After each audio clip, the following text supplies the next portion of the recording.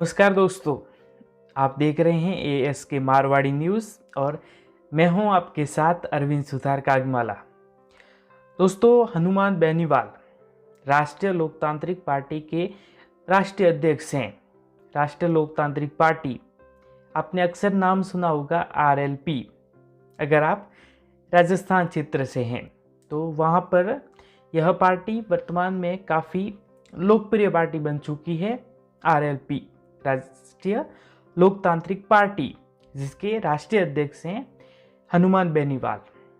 तो 30 नवंबर को हनुमान बेनीवाल ने एक ट्वीट किया है केंद्र की सरकार को, यानी कि एनडीए सरकार को। उन्होंने इस ट्वीट में मांग की है कि अगर एनडीए अपने जो तीनों कृषि बिल हैं उन कृषि बिलों को वापस नहीं लेती है तो फिर हनुमान बेनीवाल की पार्टी आरएलपी केंद्र में एनडीए को जो समर्थन दे रही है उसे वापस लेने पर विचार करेगी।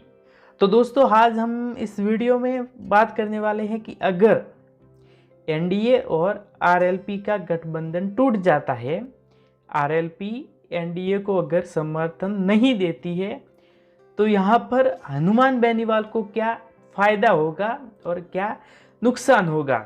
हम तीन बिंदुओं पर चर्चा करेंगे कि नुकसान क्या होने वाला है और फायदे क्या होने वाले हैं।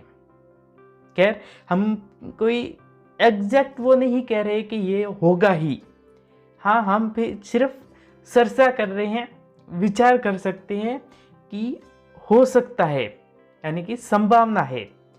कोई हम वो पुख्ता जानकारी आपको नहीं दे रहे हैं, लेकिन संभावनाएं सच हो सकती है। दोस्तों, वीडियो में आगे बढ़ूं उससे पहले आपसे एक खास निवेदन है। अगर आप चैनल पर पहली बार आए हो तो सब्सक्राइब जरूर करें और इस वीडियो को लाइक और शेयर तो करना बनता ही है। दोस्तों, सबसे पहले हम यहाँ बात करेंगे फायदों की। हनुमान बेनीवाल एनडीए को अगर समर्थन नहीं देते हैं तो हनुमान बेनीवाल को यहाँ क्या फायदा होगा।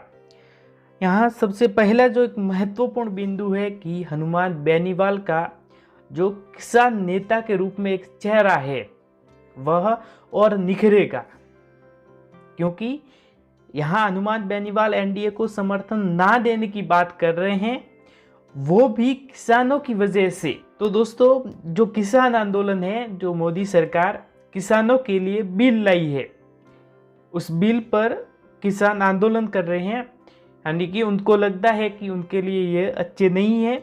तो दोस्तों, यहाँ सबसे बड़ा फायदा होगा कि हनुमान बेनीवाल को एक जो उनकी छवि है किसान नेता की, तो वह और उभर करके सामने आएगी, क्योंकि केंद्र में एनडीए की सरकार है। और अगर कोई पार्टी केंद्र की सरकार से किसी के लिए अपना समर्थन वापस लेती है, गठबंधन तोड़ती है, तो जिसके लिए वह पार्टी ऐसा कर रही है तो निश्चित तौर पर वह तबका तो खुश होगा ही।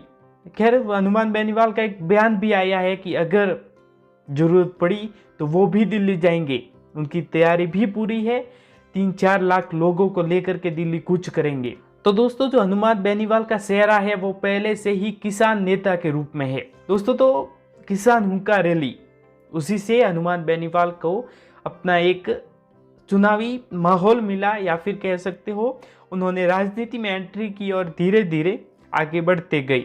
दोस्तों, मुझे भी अच्छी तरीके से याद है कि जब मैं गांव में था, स्कूल में था गांव में, तब हमारे जो यहाँ के किसान हैं उनकी गाड़ियों पर भी मैंने हनुमान बेनीवाल के पोस्टर लगे देखे हैं, वही किसान हुंकार रैली के। खैर, जो हनुमान बेनीवाल का जो क्षेत्र आता है वो हमसे काफ़ी तो नहीं कह सकते, फिर भी दूर है, लेकिन जो किसान हैं वह उनकी रैली में हमारे उधर से भी जाते थे। तो ये देखा जाए तो किसान नेता के रूप में जो हनुमान का चेहरा है, हनुमान बेनीवाल की जो पहचान है किसान नेता के रूप में, वो वर्तमान में भी काफ़ी ज़्यादा है। लेकिन अगर हनुमान बेनीवाल किसान विरोधी बिलों को लेकर के अगर एनडीए के साथ जो गठबंधन है उनको जो समर्थन दे रहे हैं, अगर वो वापस ले लेते हैं, तो निश्चित तौर पर जो किसान हैं वो तो इसके लिए खुश होंगे ही, और जो किसान हैं वो हनुमान बेनीवाल को निश्चित तौर पर अब जो जितना किसान हितैषी मानते हैं उससे कहीं ज्यादा हनुमान बेनीवाल को किसान हितैषी मानने लगेंगे। अगर केंद्र सरकार से वो अपना समर्थन वापस लेते हैं तो फायदा तो होगा ही, क्योंकि यहाँ मुद्दा किसानों का है। तो वो कहते हैं ना कि राजनीति में मौके पर चौका मारना जरूर है। तो इसी प्रकार का अगर देखा जाए तो यहाँ पर हनुमान बेनीवाल इस मौके पर चौका मार सकते हैं। दोस्तों, अब अगर दूसरे पॉइंट पर बात करें कि आखिर दूसरा जो क्या फैक्टर होगा जहां पर हनुमान बेनीवाल अच्छे साबित हो सकते हैं एनडीए से अपना समर्थन वापस लेकर के, तो उनकी पार्टी को और मजबूती मिलेगी। तो यहाँ पर अगर किसान हितैषी बिलों को लेकर अगर एनडीए से वो नाता तोड़ते हैं तो निश्चित तौर पर राजस्थान के किसानों के अंदर एक जो उनकी छवि है वह और उजली हो जाएगी।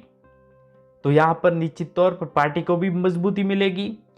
हो सकता है आने वाले चुनावों में आरएलपी को और ज़्यादा सीटें मिलने लग जाए, क्योंकि किसानों को लगेगा कि हाँ, किसानी हितैषी नेता है, किसानों के लिए कुछ कर रहा है। राजस्थान में अधिकांश किसानी जनसंख्या है, यानी कि गांवों में रहने वाले लोग भी हैं।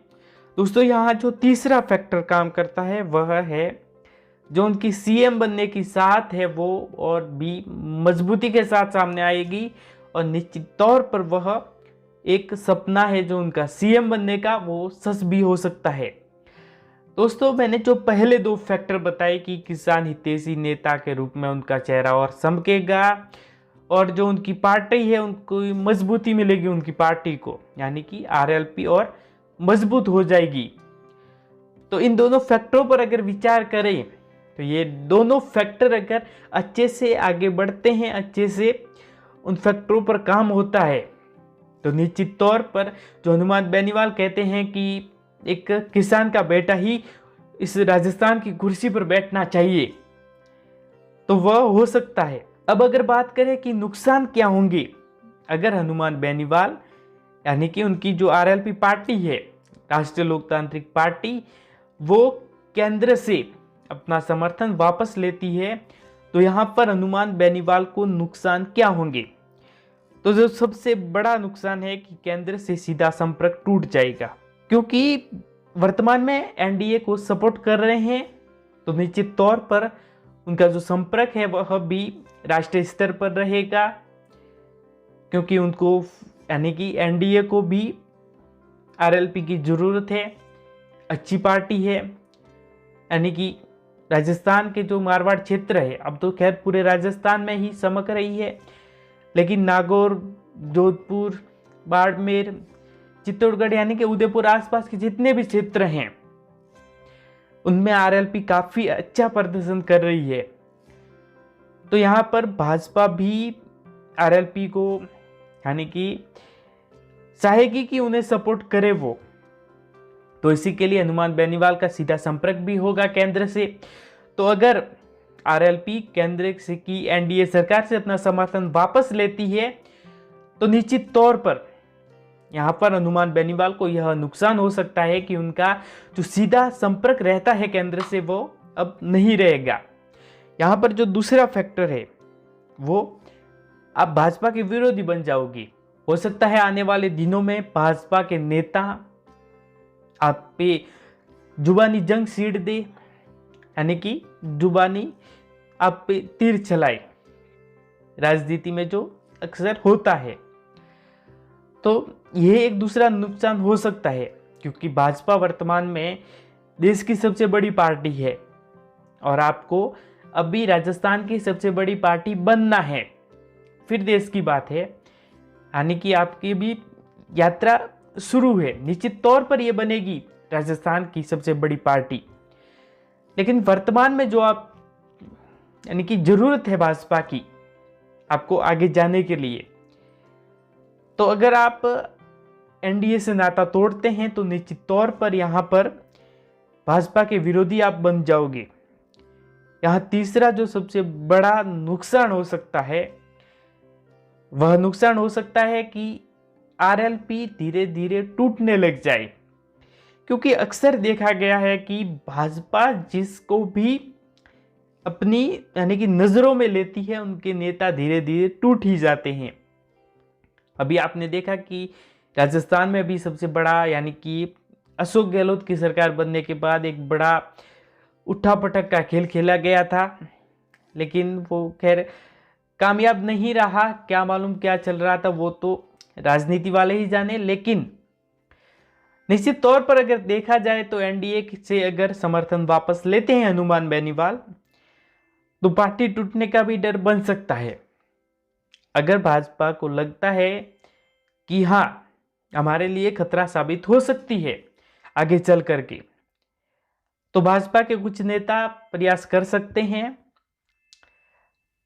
और जो भी आरएलपी के भी नेता हैं, वो भी हो सकता है कि धीरे धीरे दूसरी पार्टियों में खिसकने लगे, क्योंकि वर्तमान में तो आप एनडीए के सपोर्टर हैं, केंद्र में आप एनडीए को सपोर्ट कर रहे हैं, उनको समर्थन दे रहे हैं, तो इस प्रकार की नौबत आने के चांसेस बहुत कम है।